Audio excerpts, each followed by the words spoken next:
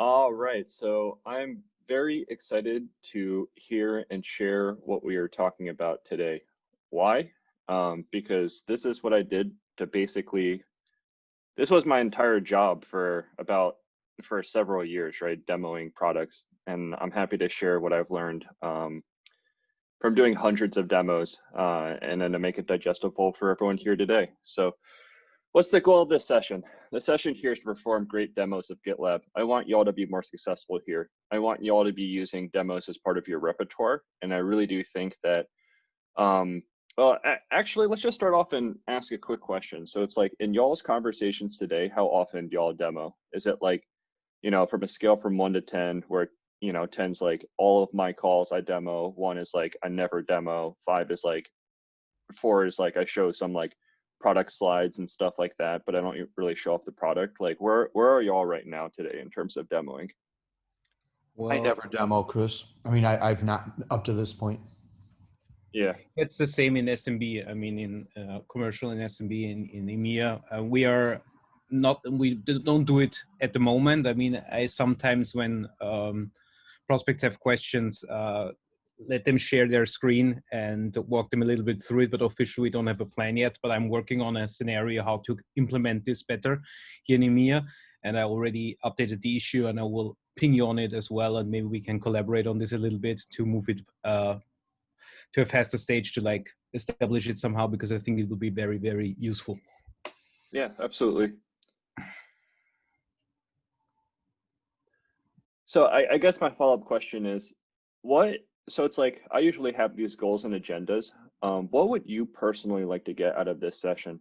So obviously it's about demoing GitLab, but like if I were able to deliver on like this in terms of this presentation in this class, like what would be a win for you personally? Why did you sign up for this class? I think for me, if sometimes they talk about like to CISOs, like, oh, there's dashboards and you can break it down to projects, you can look at the overall scheme of things. And then to engineer managers, it's like, oh, burn charts and like, how do you track every actions in repo? But I actually don't know where I can find that information within GitLab.com.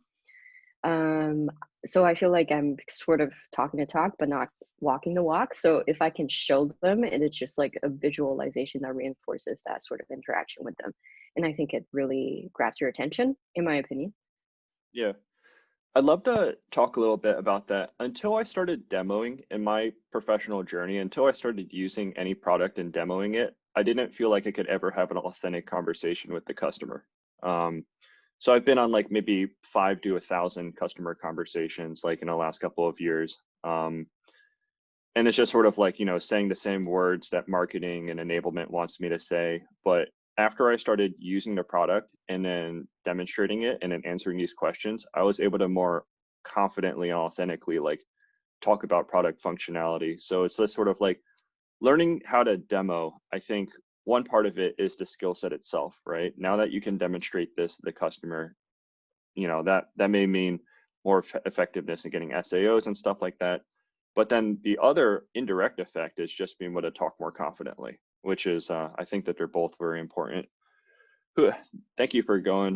Who else? I want to hear about like personal, like what would a win be for this session for you? Like how can I deliver on making this great for your time today? I'll hop in. I agreed with pretty much everything that G said. I think just generically for me, the more time I spend navigating GitLab as a product, I mean, it's so helpful. I mean, I'm not doing demos all the time, but in the case that I do need to do so, it's helpful to feel like I know where I'm navigating. So honestly, I'm just here for the ride, and I'm excited to take whatever you have to show us. Yeah. So in general, are most people just trying to learn more about the product? That's fine if that's the case. Like, I'll just talk more about the product then. Yeah, it's also interesting to see the difference maybe between maybe our self-managed version and the hosted version, because I sometimes talk to customers and it looks a little bit different. For example, not the customer portal, what is it? The dashboard, the admin dashboard is different. The controls there where you add users, and it just looks a little bit different, and sometimes it's confusing. And it would be just good to see the differences there and to know where to click to see what, if you want to add certain users or if you want to do the user permissions and everything. It's just a little bit different, and it's sometimes confusing to just see where the benefit is here and there and where's the differences. And just in general, to know, if you talk with a project manager, just easily be able to show them how they can monitor and see all the issues, how it's working with the roadmaps and epics, and how easy it is to see the timeline and everything, and how much more they can be efficient if they use this, and for developers to just see how to track their issues and with the burn down charts and see if maybe the workload is too much and maybe they need to hire more people and stuff like this, just to really talk not on a super technical level, but talk on an overview level, how this GitLab as a one single solution helps you and helps the teams and cross-team collaboration, just to see where the big benefits lie. Yeah, thanks for sharing. Is there anyone here who demos somewhat regularly, like on your customer conversations? Hey, let me just show you this real quick. Bang, you know, this is CI screen. Bang, out. You know, does anyone do that right now? Well, I don't, Chris, but I would just like to see a quick, like the basics, like here's how you set up a quick pipeline. Here's how you set up a quick security scan. Here's how you, and then when that's done, here's a quick, you know, a monitor. Here's a quick a test. You know, like those, some of the core security testing, CI/CD, and then maybe show a little difference between a CI/CD pipeline and a job, and just some very basic, the core, the things that people are most interested in from GitLab. How do we find those with, like, maybe I don't want to say a canned demo, but just, you know, how can we quickly just spin those up and get, well, I mean, part of it is practice and just doing it, but that's what I'd be interested in. Just a handful of core functions that I can just quickly show. Yeah. Okay. Thanks. I'm going to try to deliver on all these things that y'all just said today. So I'm hearing more product and learning more about the product and less about the actual skill itself. So I'm going to tailor this presentation to what y'all just shared with me. The agenda, why demo, we'll go over how to do it well, talk about best practices. People literally get paid like ridiculous amounts of money to do this. And the reason why is because it generates revenue, right? So I mean, like, just starting off, like, I understand y'all want to hear the product, and I think that that's great. If y'all are thinking about careers in sales, sometimes this would be a useful skill to know. If you go to your next employer and say, like, hey, I demo like my product and I have a lot of success with it, let me show you like what I've done, and I can do this to you like right now in my interview, then that's like a job skill that will be useful for you, not only in your current position, but in your future positions as well. So I'm not going to completely just gloss over the demo section, but we will focus more on the product since that's what y'all want to see. All right, jumping in, why demo? Honestly, the reason why people demo is because as products get more and more complicated, and so there's like many different types of things that are sold. The research basically shows this, is that in general, for really complicated things, what we call solution selling, right?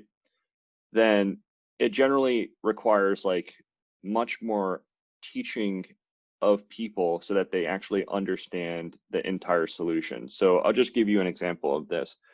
I don't know if y'all have followed the War Cloud deal, but it was over a $10 billion deal for the US Department of Defense. So pretty much like one of the largest like technology deals ever in the history of the planet. And then so when you're thinking about a deal like this, there's literally like tens of thousands of stakeholders. It's a 10-year deal. It's super, super, super complicated. And then the problem is that a lot of your decision makers, they don't actually understand like a lot of the things that you have to bring to the table. Well, demoing is how you can teach these people about the value that you have. So One example of this is that I don't know if anyone here has ever done car sales, but one of the like tricks that they always teach like new car salespeople is get people inside the car, let them drive it around, because after they start driving around, then they feel it, they smell it, they see it, and now they can imagine themselves as owning this car. The whole goal of demoing is so that the customer can imagine themselves as being successful, having solved problems, having a better, more efficient organization using your product. That is the goal of demoing. So let me just like repeat that. The goal of demoing is that at the end of this presentation, the customer should be able to visualize and understand and imagine how their problems will be solved with their product. And so showing that is something that's way more powerful than talking about it. I'll give you an example. So I'm going to skip a couple of slides, but like if you're reading the documentation, this is like a taco Mexican menu, right? So what kind of tacos do we have? Well, we have the big stud spud taco, right? So crispy corn tortilla, potatoes, cheese, peppers.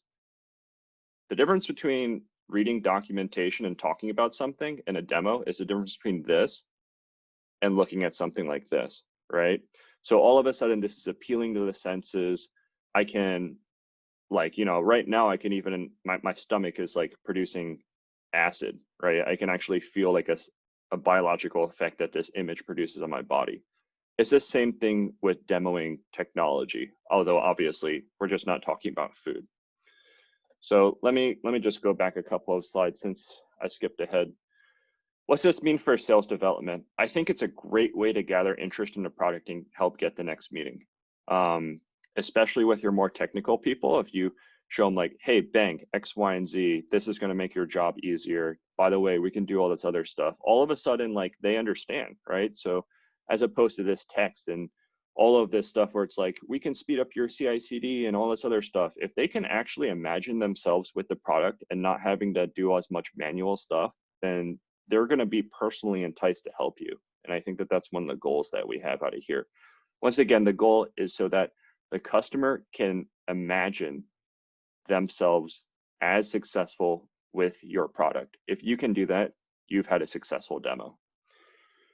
All right, so other things that we can do, it's a great way to educate customers. So it's like, I know that there's a ton of, our product is super complicated. We have we have like lots of pricing tiers. All the pricing tiers have these nuanced differences. So as opposed to talking about them, showing the actual product technical marketing things that we produce, really great way to show off like the difference between X, Y, and Z.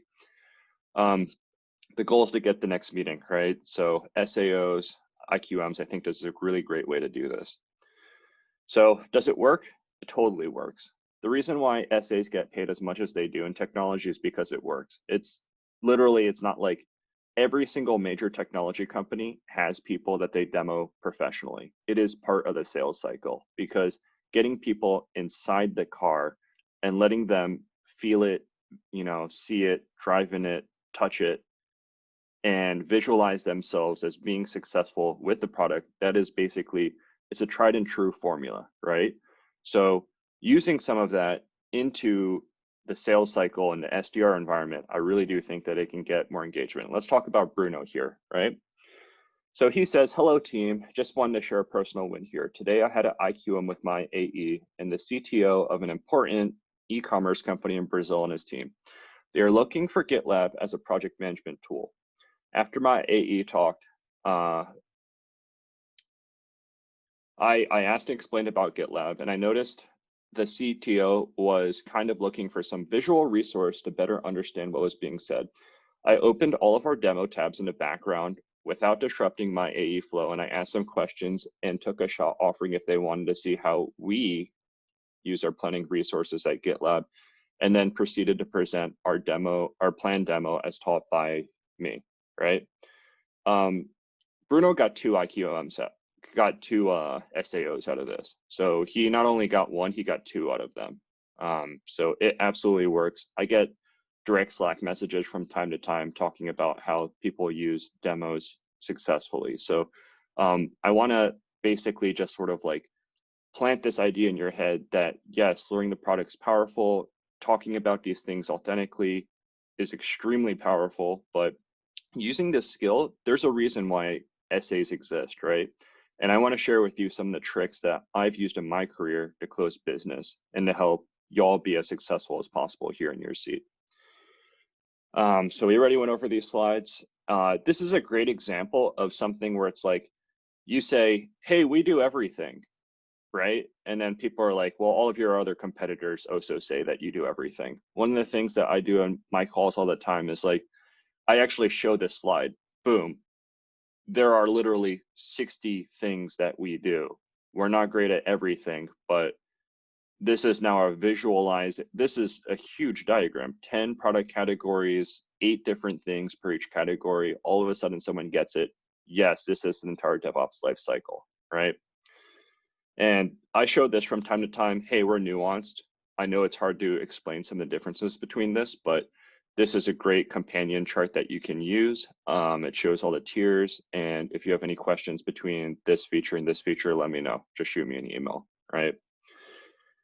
So the big caveat I have with this is I think that it's important to set proper expectations. So I used to mentor a bunch of essays at Red Hat, and then people would get themselves into trouble all the time. So let me just give some stories about how to not do this. New essay comes into Red Hat, we had 20 to 30 different products, and our audience is very, very technical, right? And your essays, they have to be knowledge experts. That's our entire job. So what I've seen the new people do a lot of the time is they come in, try to be an expert. The customer actually knows more than them, finds out because the essay says something incorrectly. Now, all of a sudden, then all of our credibility is lost, and customer doesn't really want to engage with us because we set ourselves up as a knowledge expert, but we didn't deliver. So we don't see credible now, right? So the much better way to do this, and I did this when I was a new essay, is that I came in, and if it was a product that I didn't fully understand, I would just literally say like, hey, I'm just letting you know that like I'm new in this seat. I researched this call to provide maximum value to you so that I can deliver and add value to your time here. So I am prepared to talk about X, Y, and Z, but just being upfront that like this isn't a product that I've used a lot about, right? So it's really important to have proper expectations. If the customer comes in thinking that you're an expert and then you don't deliver, that's bad.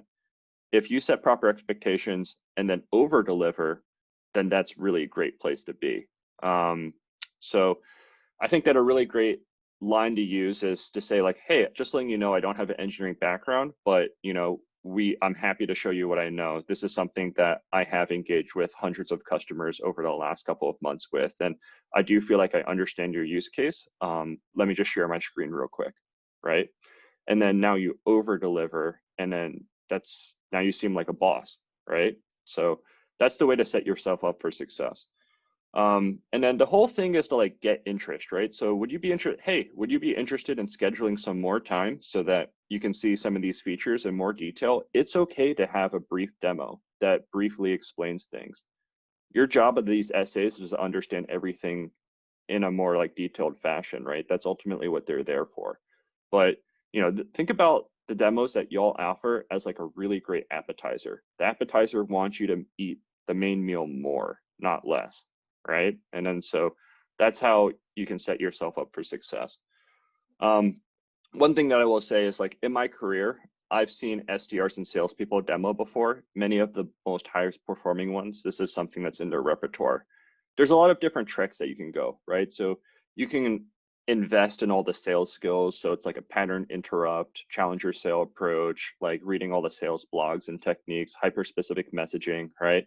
So those are all powerful techniques. The other way is to learn the product in the industry. In my personal opinion, both are necessary, but if you do both together, that's the way to get to the top of the mountain. So we're going to be talking about demoing today. Sometimes your essay is not going to be in your call, right? If you become a sal one day, you're going to have all these impromptu meetings. Sometimes you'll be at a customer lunch or whatever, and they'll want to talk about something real quick. And then, so it's just another tool in your tool belt. All right, when to demo? a lot of times it's better to illustrate something than to discuss something. So I showed this a little bit with the product marketing slide. This is going to have a better emotional, and just like it's going to teach and educate the customer so much better. Hey, we do everything. This is a gigantic sheet. I'm now impressed. I want to hear more. All of these other vendors, they're also talking about how they do everything. This actually shows me, this actually looks like everything, right? So many things, it's better shown than talked about, right? And then so we're talking about describing a menu using text versus giving me a picture. Sometimes the picture is just way better way to get a reaction out of people. So product technical marketing, we have this entire group. Their entire job is to create things that you can show. And it's not just for the customer on their own. Like if you, like I do it in my presentations all the time, like our pricing sheet, you know, the tiers, stuff like that. Demos are great when validating product value to technical clients. Why? Because ultimately, when you are in solution selling, which is what we're doing here, it's a really, really complicated thing for people to understand. And it's hard for people to sign off on big business decisions unless they fully understand the product and the value prop. So it's a really great way to educate. So one segue that I use, and I think that you'll have a lot of success with it too, is, hey, would you like to see this for yourself real quick? Right? So you're in a conversation, they're asking about CI, they're asking about how the pipeline, you know, it's like, tell me about like some of the automation that you have. Well, you know, I believe that we have really, really great CI. We have a lot of things that are built in, like security scanning, building up your container images. But would you like to see it for yourself real quick? I'm happy to share my screen. I've never heard someone say no to this. I've only heard people say yes. I've asked this like literally hundreds of times. All right, learn how to demo. We got to learn how this works logistically. Step one. Step two, we'll talk about best practices. There's lots of books on this. I'm gonna basically digest all the books and just share like the top 2 or 3 different things. Learn the product, and the last thing is practice. There's no like skip to practicing. I'll let you know that when I first started demoing, I was nervous. You know, walking into these customer presentations, all these directors in these meetings, and then your AE and all these other people, they're looking at you to deliver value. And yeah, so when I started out, I was nervous. The only way I was able to overcome this nervousness is by pushing through and continuing to do it. And so I'd say that in my experience, like I never had a customer facing role in my life until I entered in sales. So never worked like, you know, well, that's not entirely true, but in general, like I was an engineer. I was always technical. You know, in college, I was doing math science stuff. So it was a huge shift for me. It was definitely very scary to do it at first. And my story is that like, I'd say it took me about 3 months of doing it full time before like, and keep in mind, we had 30 products in my last job, so it's different. And I think it'll be much shorter for y'all over here because we only have 1 product. But it took me about 2 to 3 months before I felt normal in the role. And by the 6-month mark, I could do demos all the time. I actually wanted to do demos. If there's an opportunity to demo, I would Slack like my AE and be like, yo, let me demo. Like, I'm ready. I think I can contribute, right? And then I did. And that's ultimately part of the reason why I was as successful as I was in my last job. So that the point of this is that like, there's no like way to shortcut practicing. You have to practice. You have to like do it lots and lots of times, and then you will get better and build a skill as you do this. And this is a skill that you will be able to do. You will be able to talk to, you know, for a future job person, like, you know, interviewer or whatever, and say like, listen, I've done like 30 demos in the last couple of months. This is something I do. That is an impressive thing to hear. If you decide to go into management, the ability to present regularly is something that's powerful. Most people don't have public speaking roles. So it works if you want to, even if you don't want to do it in a sales capacity. The fact that you're presenting all the time, it's a very powerful thing in your resume. So you have to practice. All right, let's dive in. So logistics first. demo the GitLab project running on GitLab.com. One of the things that I first asked when I came over here, I was talking to all the SAs. I'm in marketing, so I don't have SA peers that I interact with as much. And like, I needed to make a bunch of relationships with the SAs to figure out all their tips and tricks, right? So one of the first thing I asked them is like, y'all demo all the time. Where do you get environments? I need to get an environment because the people in marketing don't demo. So like, show me what you do. They just demo GitLab. They literally just, they demo this. And there's some caveats with that I'll tell you about. But yeah, this is how they do like 95% of all their demos. The only time they demo like an on-prem solution is when the customer explicitly asks for it. And it's a big deal. A lot of times people don't even do that. When starting out, have the links saved like bookmarks, right? So I have all of these links ready to just like go to anytime.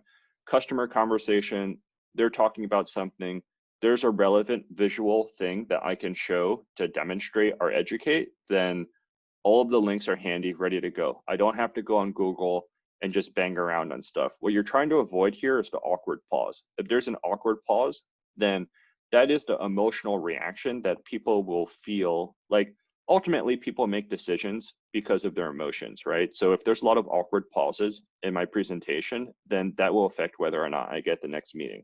You want to basically eliminate all of these awkward pauses. How you don't have awkward pauses is if all your links are handy. So when you're starting out and you don't know how to navigate through the product yet, which is totally fine. Like I know SAs that they still do this, even though they've been in their seat for like years and years. And there's advantages for having all the links pulled up as tabs. What do I mean by that? I have all my links pulled up here as tabs. All of demo, here's different things, product, different things that I can show, marketing, all of the great use cases. Like, hey, let me show you the Goldman Sachs use case real quick. It's, you know, it's up here in your banking industry, you know, and I can just pull it up and show it real quick as opposed to talking about it. Like product technical marketing and all these other people, they get paid lots of money to basically create these sales assets that we can use in our conversations. So I think that, and they're very successful at it, right? So just using the stuff that they've created within the context of your conversations, I think is something that can definitely add value. Talk through each link. What do I mean by that? We did this last time. Oh, this is GitLab, SEM, best in class, best SEM. Let me show you version control stuff. All right, next slide. All right, burn down charts, blah, blah, whatever. So like these are slides. I'm just moving from one slide to the next, right, through my tabs. Everything's already pulled up. Everything's ready to go. There's no awkward pauses. If GitLab has some like service problems or like is laggy, which happens from time to time, then it doesn't matter because everything's already loaded up. This is part of the reason why some of my SA friends, they still do this, even though they understand how to navigate through the UI. Over your screen share in Zoom, share only your application window or else. Let me show you what I mean by that. We just talked about GitLab SaaS, save links. All right, don't share your desktop. If you share your desktop, if you get a text message or something, then it's going to show it's not professional looking. And I've seen it derail. I look great in this picture, by the way. But like, I've seen like presentations where it's like something really unprofessional comes up, boom, your sales motion is done. Because now you've created an emotional reaction in your customer that you're not going to be able to, it's all about creating that emotional reaction, right? So I'm not going to talk about what the actual text message was. It was one of my peers, but let's just say it was unprofessional, right? Much better to, and also not even, let's just say you don't have Messenger on, but your Mac could all of a sudden like do an auto update or all that other stuff that happens. It's better to just be safe. If you share the application itself, you completely eliminate that any of those possibilities. And now you know that people are only looking at your slides. That's the way to go. Only share your application. All right, so now let's talk about best practices. I'm condensing a bunch of blogs and like research and like books and stuff into a couple of slides, so bear with me. Best practice number one, tailor your demo, right? So just to repeat, the goal is to help your prospects imagine themselves as being successful with GitLab. So it's, you know, it's almost like one of those things where it's like you see a really nice car, drive by, and then that's great. It's someone else's car though. You probably always imagined that maybe that's outside of your grasp. But if you go to a dealership and they get you to drive around in that car, now you can start like visualizing, what would my life be like if I had this car, right? So if when I show up at a social event, what's the reaction that gets, right? So tailor your demo. The only way that we can tailor this demo is by understanding who my audience is and what they want, right? So personas is really important with this. Title is not everything, because, you know, software engineer, that means very different thing depending on what space you're in. You could have a software, when I was I was a test engineer, but my title was software engineer because my company did really weird stuff. But yeah, so it's really important to understand what their job functions are, and it's really important to know what success is for them. We are selling on the idea of them being successful, looking great, and enabling strategic value for their organization, right?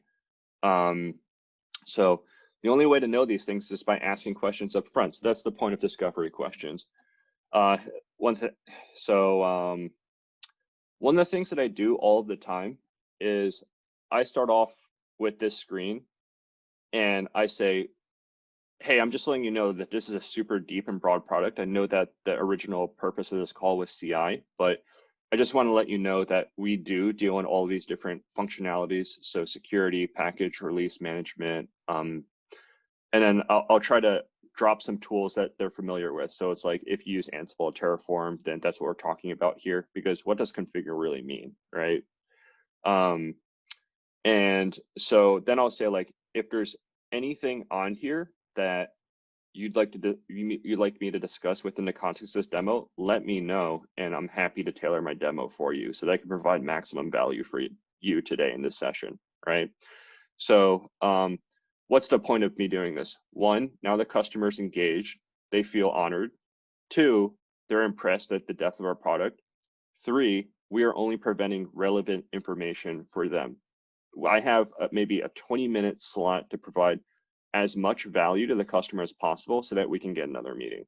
And so every minute counts. I want everything that I talk about in those next 20 minutes to be something that our decision makers personally care about. And so they only know what they can ask about if they know what we can do, right? Because the vast majority of our customers do not understand 70% of everything that we do. They know about our SCM and CI. They don't know about any of this other stuff. And so it's a really great way to say, like, hey, I care about you. Let me know if you want me to talk about any of this stuff. Yeah, so the maturity screen, which is what we just looked at, is a great way to educate on the topics that are available. And the last thing with discovery questions is it allows you to emotionally connect with your prospect. So I think, you know, this is one of the things that I keep on going back to, is ultimately people make decisions because of their emotions. And so emotionally connecting with my prospect, and this isn't something that you can use, but I'm just giving you an example of how I do this. Is I say, like, if I'm talking to a bunch of engineers, I'll say, like, hey, I've absolutely experienced this problem before. This is something that I dealt with all the time. Let me show you how I fixed it. And so now it's just sort of like I have that rapport with them, right? So this is also really important. All right, so that's best practices before the demo. Ask a lot of questions, ask what they want to hear, build a relationship with them. Now let's talk about best practices during the demo itself. So yeah, the whole goal with the demo is so that the customer can see how GitLab can make them more successful, period, right? So this is, like, I'd say the biggest thing is actually point number 3. I should reorder these bullet points, is to make it a conversation, right? So no one likes presentations where someone just talks for an hour and a half. If I ever do this, I give you permission to be like, stop talking so much, like, and to even critique, like, my presentation skills. That's the reason why I give out all those surveys at the end, for y'all to tell me, like, hey, you can work on X, Y, and Z. So make it a conversation. The best sales calls are conversations. The best demos are conversations, right? So if you don't have an engaged audience, when I was a teacher, there's all sorts of tricks that teachers do that engage all of the disengaged students. So one thing that you can do is call on them, right? That's something that I do from time to time. You can create pauses for dialogue. You can ask them, what do you think about this? Is there anything that you want to see anymore? Tell me about how things are currently being done in your environment. And so all of these things are trying to engage your audience, right? So other tip is, don't say, do you have any questions? If you say, do you have any questions, then you can make the person seem dumb, right, by having a question. If you say, hey, may I help clarify something? Then all of a sudden, I'm taking a service-oriented approach where it's like, I'm trying to serve you with this, as opposed, like, we don't want to make people feel dumb, right? Just being really, really, really cognizant of that emotional reaction that we create in people. Best sales calls are conversations. We just talked about that. So next thing is storytelling. Storytelling is by persona or use case. So I'm just going to go ahead. Research shows that messages delivered as stories are around 22 times more memorable than just facts. There's a bunch of, I was actually reading a book last weekend, and it actually had to do with sales enablement. In general, around 85% of all sales enablement is forgotten in 30 days. So literally, organizations, Microsoft, Amazon, all these companies, they spend millions of dollars on sales enablement. 85% of all of that stuff is forgotten within a month. And so one of the things that I try to do a lot is tell stories, right? Just because that's how the human brain is wired. We are wired to emote with emotions when we hear stories. And when we are emoting with emotions, then that's how we create memorable experiences, right? So storytelling is a really great way to do this, right? So in terms of your demo, how to storytell is just sort of say, okay, here's the before use case. We just described your environment. You have Jenkins. Jenkins breaks a couple of the time, a month, and then that causes problems. And the other problem is that you have all these automation scripts. They're all over the place. They're not consolidated. Someone leaves, and then you don't even know what you lost, right? Because that person had some script that was hidden on their machine, right? So in terms of use case storytelling, saying that's your before. Let me talk about how GitLab can help. So I'm going to now show off GitLab. And if your developers want GitLab, then this is what the actual flow would look like. This is automated, so you never have to deal with these scripts being lost. This is everything's consolidated in your SCM. That wasn't actually a great example of what I just said, didn't make any sense, but it's just telling a story of how they could be successful within the context of your demo. I'll show you like an example of this when we're going through some slides. Storytelling by persona, which is just sort of like, hey, you're a director, you want to run the most efficient organization, but one of the things that it may be a challenge is like coming up with just like finding the bottlenecks for my organization, right? So most people rely on word of mouth, and I would have asked all of these like discovery questions. So it wouldn't be like me just talking to a general thing. It would be talking to a specific thing that they have mentioned themselves, right? So yeah, we'll give examples of this in the next couple of slides. So my journey with demoing, I already went and talked about like when I first started out demoing. Just to recap that story, stick with it if you want to invest in this skill. You only get good at it if you try doing it. And then once you get good at it, it's now like almost like if you've watched Karate Kid, it's like wax on, wax off. That's just one of the things that you can now do. It's like, I got this now in my tool belt. If someone gives me like a Kung Fu, like roundhouse kick, I know to grab their leg and like throw them, right? So it's just something that's it definitely helps. The other story that I will say with demoing is that I want to talk about how SAs are trained for demos. So generally, this is how it works. When an SA comes in and they're new in their role, they're given, and don't get mad at me for saying this is just how the system works, but they're generally given 3 months of on-ramping before they're quota carrying. And during that time, they have to learn maybe 5, 10, 15 different products, because it's hard to, you need to sound like a knowledge expert, and you can't just come in and do that day one. But then during that 3-month period, they almost like in a lot of places, they run these essays through really, really, really hard mock customer presentations where they have all these directors come in, they ask them just hard questions the entire time. So that's generally how it happens. I've seen people like completely melt down before in front of audiences. I remember one of my first times doing this, the person who went first like started like almost hyperventilating. So that's that's part of the experience. I'm not trying to discourage you from this. It's just sort of like the main point with this is that it's a journey. I've been one of these people before that have given really bad presentations, but at the end of the journey, I'm very glad that I invested and pushed through so that I gained a new valuable skill for my career. Even though I had all these roadblocks, giving bad presentations in front of my peers, giving every once in a while like a bad customer presentation, ultimately iterating and then becoming better and finally getting to the top of the mountain. And so I think it's worth it. As someone who's gone through the entire journey, it is worth it. All right, I'd like to stop to see if I can clarify anything. I know that I've talked about a bunch of stories, but can I help shed some, can I help expound on anything that we've talked about so far?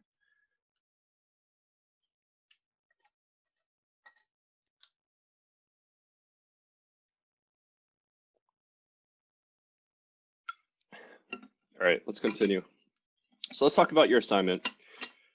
Your assignment is to demo GitLab in front of two options, either the peers in this classroom or, yeah, actually this first bullet's wrong. Your two options are to demo in front of your peers or to just do it async and to do a recording that's sent to me. And then so you have another two options. There's two different tracks for you to demo. One is to demo GitLab for individual contributors. So this is for like a developer or like a DevOps lead or something.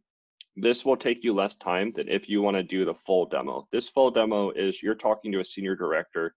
They have 8 different teams in your organization. They need to understand how GitLab's going to strategically deliver value for their organization. And so it covers way more topics. It covers security, packaging, you know, like CI, SEM, all of the other stuff. So I give you two options. There's no, you do not get less credit if you take the easier option, because there are some people here that have been here for 2 years and there's some people here who've been here for 6 months. So that's why I created two options. You're gonna be paired with partners, right? And these are gonna be your partners to help you to practice. And they're also going to be your partners to give you feedback, right? So when I was an SA going through all of like these really, really hard presentations that were in front of my own leadership, that they would just like grill us over and over and over again and make it as difficult as possible. The whole point is that it's better to fail in front of your peers that are trying to help you than it is to fail in front of a customer, right? And so, I mean, yeah, so I encourage you with your partners to be a really great ally for those people that you're paired with. So give helpful feedback, support them, and ultimately make yourselves better, right? So it's really hard to know how you sound unless you have that feedback.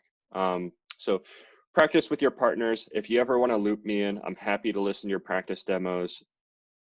Basically, I'm a resource to you. That's the whole reason why I came here, is to add value to and make you more effective. So if there's any way that I can serve you in practicing, just let me know. One thing that I do want to say is include the segue into the demo when you practice. So saying like, starting at the demo and just like how I want you all to start this out is like, blah, blah, blah, CI, yeah, I understand your CI use case, Jenkins, and then including that segue, it's like, hey, would you like to, I know that we're talking about a bunch of this, you know, like a lot of different things, but I think that it'd be better if there was like a visual cue, would that help? They'll say yes. And then you can, would you like me to share your screen real quick? And so I can just walk you through some of these things that we're talking about. They say yes, boom, now is your demo session, right? So include the segue in your demo. All right, so option number one, Abridged developer flow. And here are the links for it. So it goes through GitLab, SCM, issues, CI, pipelines, and your CI YAML file. Very basic. This is developer. This is what probably, I don't know, maybe like a good chunk of our calls are about this. Option number 2, demo to leadership. You really want to test your mettle and start talking about like a lot of these more hard things, right? What are you talking about? SEM issues, but all of a sudden these new things that add value for leadership. So burn down chart roadmaps, and then still got to talk about CI, so merge request pipeline, issue analysis, and security, right? So vulnerabilities, stuff like that. So in terms of the delivery option, I already talked about it. You have 2 options.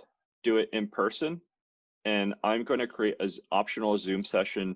No one has to go to this Zoom session. If everyone wants to do it async, you are welcome to do that. I do think that you will get more out of this exercise if you do it in person. And the other thing that I kind of notice for myself is that like when I'm doing a recording, like I'll feel like really self-conscious about it, say one thing that's wrong, and then stop the recording, do it over again. And then I have to do that like 4 or 5 times until I feel proud of it. You'll probably save yourself time if you just get rid of it, get it over with and do it in front of everyone else, because it's only going to take you 20 minutes total tops. So yeah, option A, group presentation. I'm going to send out a optional meeting invitation. No one has to go to this. And what we're going to do is, as you present, everyone else is going to be the group audience. Be kind, right? That's one of our values here. Although feel free to be a realistic customer. So ask questions, ask to see something more. I will be like facilitating this entire group presentation thing. Once again, I think that you'll get more out of it if you decide to go down this method. Time limits. You have to have time limits, otherwise someone talks too much. So 10 minutes for the smaller demo, 60 minutes for the larger demo. It probably won't take that long. And then feedback's going to be given at the end of each demo. My goal with this feedback is that it helps you and helps your career. It is not to tear you down, it is to build you up. And so I'm going to give you lots of positive encouragement. I'm going to give you lots of things that I thought were great. This is, I understand, something that you're learning that's a new skill. My goal is to reinforce the good and to help you with the bad, so that ultimately you're going to be better and more effective at doing this. Async presentations, same time limits apply. Just share it with me when you know that it's done. This is a bigger project, so as opposed to being due at the Friday of this week, we'll have a 2-week window for this. And yeah, so just practice it with your peers. And we'll go with it, right? So yeah, so let's just talk about the peers right now. So right now in this call, we have 3 people. So would y'all like to stick with your geo so everyone's in the same time zone, or would y'all like to mix it up? All right, okay. So Christina, Alex, and Ariana, y'all will be one group, and Steve and Josh and myself will be the US group. EMEA folks, if you want to pull me in to listen to your sessions, I'm happy to do that. I'm not just like an exclusive resource for North America. Is G in Toronto? I think, is G in this call? Oh. Yes, I am in this call. I thought you dropped out, sorry. Oh no, I'm still here, but I am leaving GitLab in a couple of days, so. Okay. You're welcome to, if you want to practice, that's fine. If you don't want to, that's fine. I'll send you an invitation for the North America group. But literally, like I said, you're welcome to do whatever you want. Yeah, that sounds great. Sorry to see you leave, but I hope you, and well, yeah, that's all I'll say about that. All right, so those are your groups. These are your peers. They are to help you. And that's what I have to say about that. Do not let this exercise make you nervous. I understand that, like, when I started out here, you remember like those like demo things that I came up for Q2. I was nervous before I came up with some of those things because I just came here, right? But please try to have fun with this. Once again, we are here as a group to build you up and to talk about, like, to reinforce the good and to help you be constructive with the bad. So it's a sort of like literally like my entire goal with all of this stuff is that you can be better and more effective at this. I will never tear someone down here, period, right? So please don't be nervous about this. Don't stress out about it. Just take it as a fun learning exercise, right? So, and then another good thing in life is laugh at yourself. I remember I gave one awful presentation in which, this is just a quick story, but it's like, I used to bike to work. And so it was near freezing outside, and I biked to work, and so I had flannel layer of thermals like spandex underneath my pants, and then I had 3 layers up top. But then what ended up happening is that it ended up getting a lot warmer throughout the day, and then so it was probably like, long story short is that I gave a really bad presentation in front of like half of my peers, and it was like really bad presentation. But at the end of it, I laughed about it, right? So sometimes it's good to have a sense of humor where it's just sort of like, hey, that happened. All right, it's just shake it off, right? So that's good too.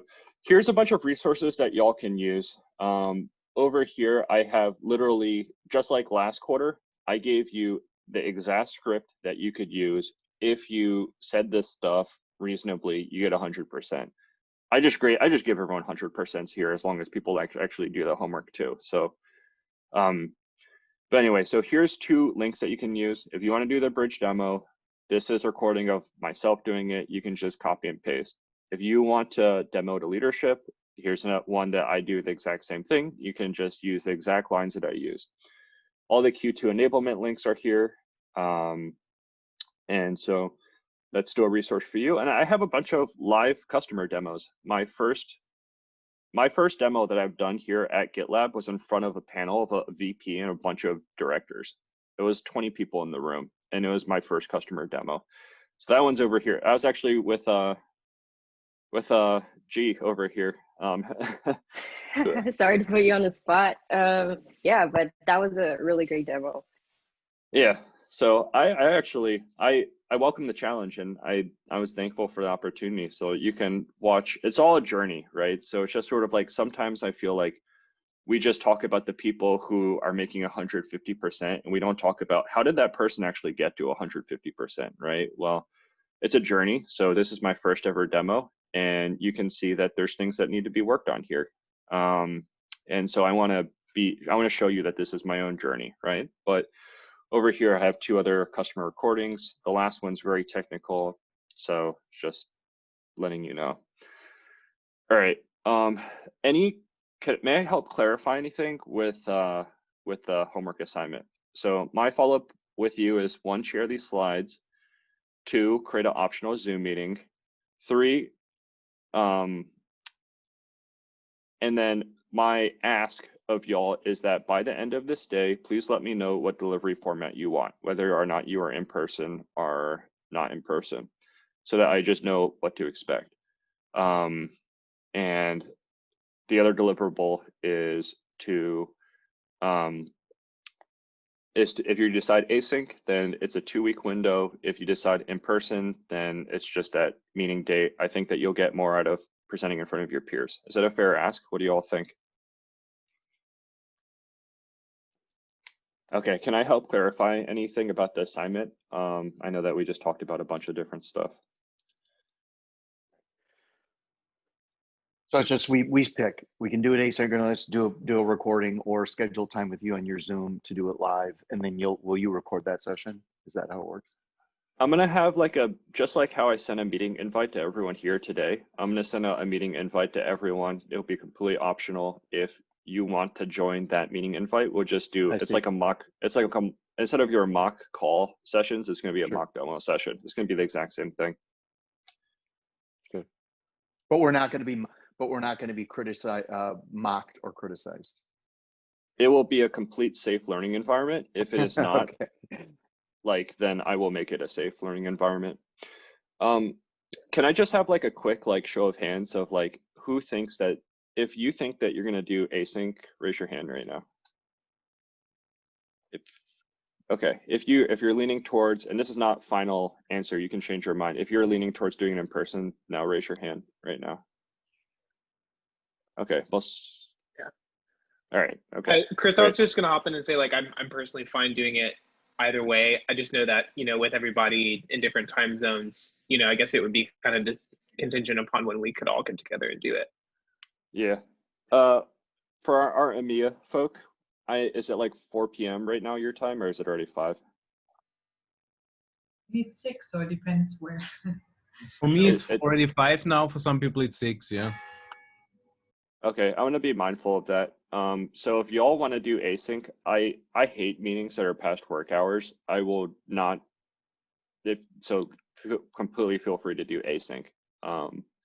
Like I personally hate meetings that are outside of work hours. So yeah, that sounds great.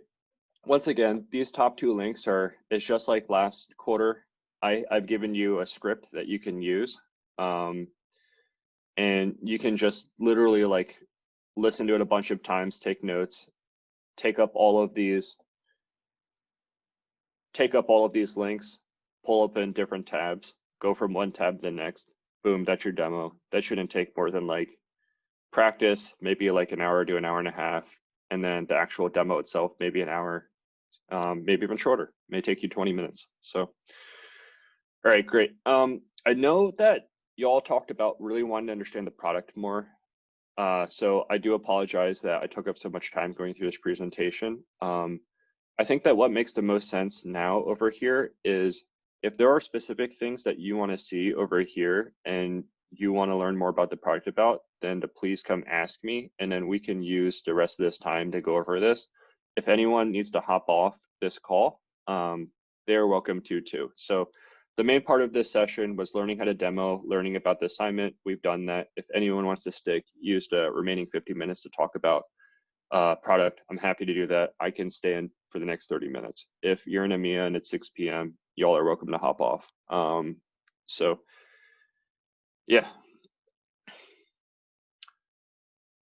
So what would you like to see? How can I like add value to and actually fulfill the ask that y'all had in the beginning about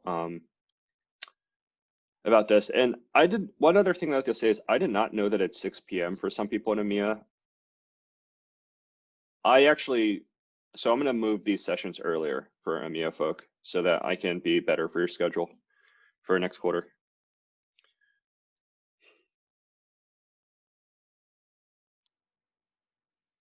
Yeah, but don't worry about it, because some countries in Europe, they prefer even working until 6. They start a bit later, so no problem from my side at least.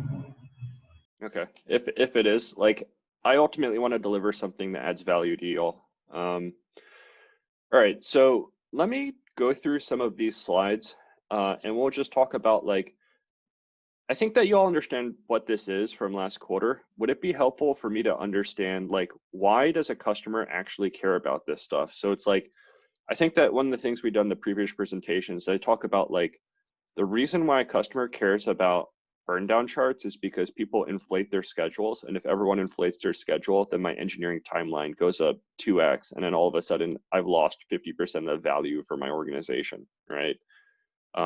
Would that be helpful, or would I just talk through a couple of the main ones? Or like, what do you all think? I ultimately, if anyone wants to drop, that's fine. We've accomplished, I think, what, anyway, like I just want to make good on the fact that like y'all asked to see the product. So I'm happy to show and talk about whatever y'all would like for the remainder of our time. I mean, I think for me, if I had my choice, it would be interesting to see you just flip through, oh, I don't know, maybe burn down, because I'm still sort of, and I remember you talking about burn down and the value behind burn down chart. I would be if you wanted to pick a couple, maybe burn down being one, and just a quick in that. So for example, a lot of our calls are 30 minutes, sometimes they're 15. Like I have a 15-minute call coming up with Charter Communications, big cable company, right? It's booked. He said, I have 15 minutes. I'm like, okay, we'll have a quick chat. But I'm actually going to use that time. I'm actually going to say, hey, would you mind if I shared my screen? So I want to get ready for that call. I have to review his background again. I don't know which one, but could you just do like let's pretend, hey, you're an SDR, you've got a short amount of time.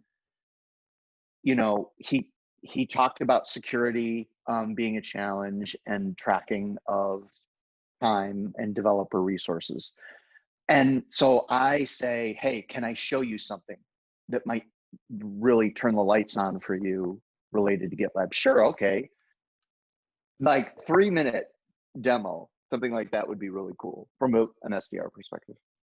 Yeah, sure. I'm happy to share with that. Is there anything that anyone else would like to see? I'm just going to write down everything and then I can just go through some of these all at once.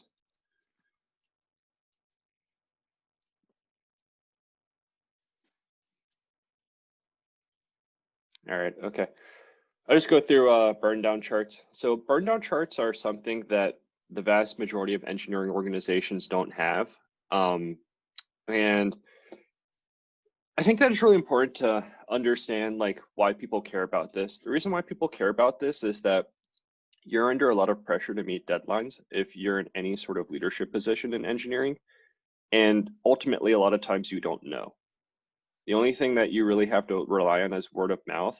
And unfortunately, people try to protect themselves through sandbagging, right? So an example of that is that someone thinks that a project's going to take 2 weeks, so they say 3. All of a sudden, my schedule's inflated 50%. And when I was an engineer, this was actually such a big problem for us that one of our senior leaders actually had one of our engineers spend 2 to 3 weeks to design something that basically did this. So the cash value of that to an organization is maybe like $2,000 US dollars of 2 weeks of this engineer's time. And then the other thing is that the solution that this person came up with really was not the best. It had to get fixed all the time, right? And so here's the burn down chart. What a burn down chart is that like, it shows the number of outstanding issues for any project that you have in GitLab. So let's just say that we are planning a wedding together. All of us are working on this wedding. We start out with 300 issues. These issues are like, we need to go find catering. We need to go find flowers. We have to find a venue. We have to send out invitations. There's 300 of these issues that we have. And then all of us start working on this wedding planning and start closing these issues, right? So as Steve picks flowers, then he closes an issue. So as our project gets done and we start working on this, invitations are sent out, we sent our venue and these issues are getting closed, then our issues are going to start like trekking down. As you can see in this project over here, we started out at 682 issues. They start getting closed. And then now the original problem was that management doesn't know when to say that they don't really have a good way of telling when their projects are going to be done. And then so because of that, they just inflate their schedule because they want to protect themselves. So it's almost like this. Let's just say that like,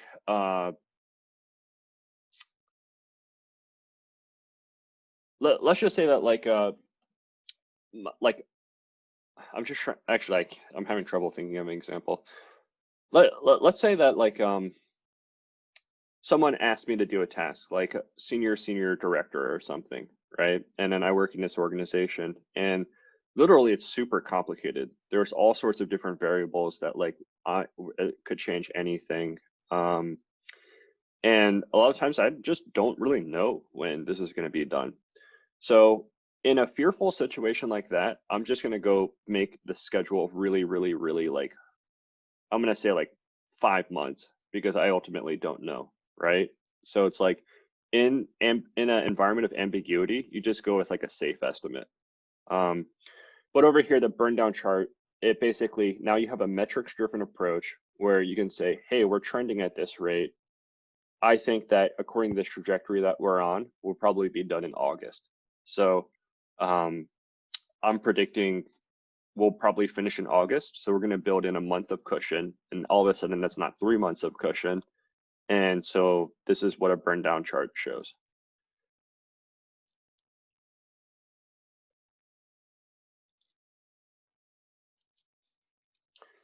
One thing that I think that everyone should bookmark is a merge request, and then talk about how collaboration is way better with GitLab. It's going to break down your silos. It's going to because everyone's on the same platform. So the quality of your collaboration is better. I say that in almost every single demo that I have, if it's not the engineers.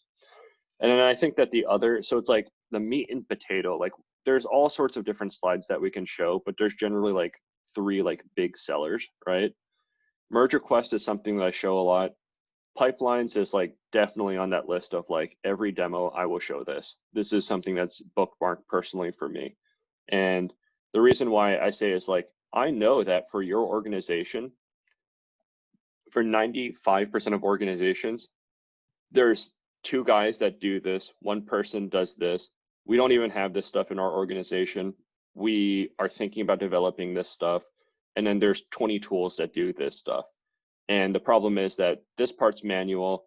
When this person goes on vacation, then this entire flow is cut off, and then there's no one else who knows how to do this. So it's just stuck, right? Because it's a big pipe. Like this, without automation, then someone has to do this manually. If this person goes on vacation, then our flow stops, right?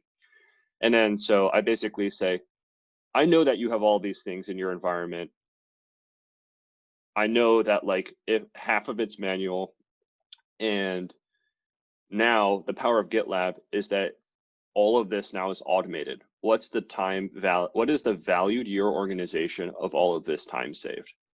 You know, so it's just sort of like, and how much more efficiently would you run if your engineers didn't have to worry about all of this stuff, which may take, honestly speaking, 30% of all of your engineering energy and time, right? So if you automate all of that, how much more effective does that make your organization? Now all those engineers can focus on building your applications, which ultimately drive revenue, right? So I think that this big fan thing, super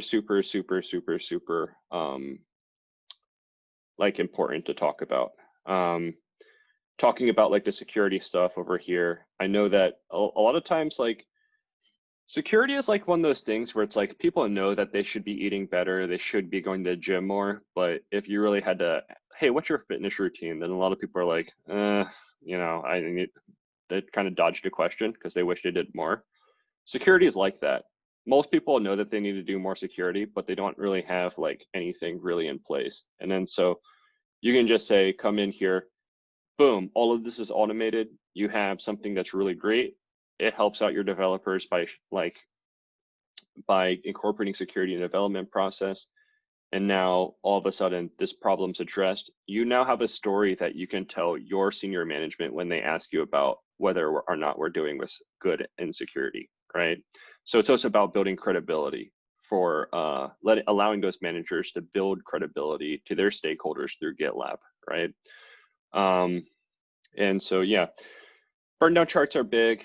Merge requests are big, pipelines are big, GitLab ci.yaml file. A lot of the questions that we get asked all the time is, do we integrate with this? How flexible is this? Can I work with my Jenkins? And then I just say, GitLab ci.yaml file, this is a configuration file that allows you to do anything that you want. So how customizable are we?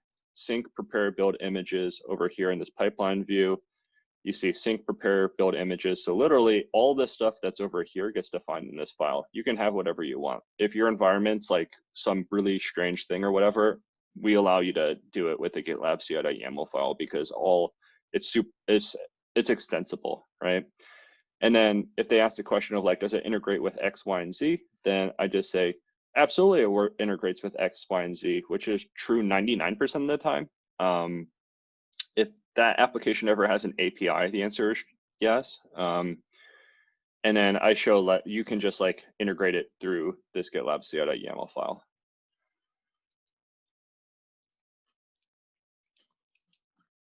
All right, it's 11:15. I want to be mindful of everyone's time here. Once again, my ask is by the end of the day, just let me know if you want to do async or if you want to do in person. I hope that this was a valuable session for you. Apologies that I wasn't able to talk about the product more. But yeah, let me know how I can serve everyone here, and I hope everyone has an awesome day, especially people who are done with work now. Thanks, Chris. All right. Thanks, Chris.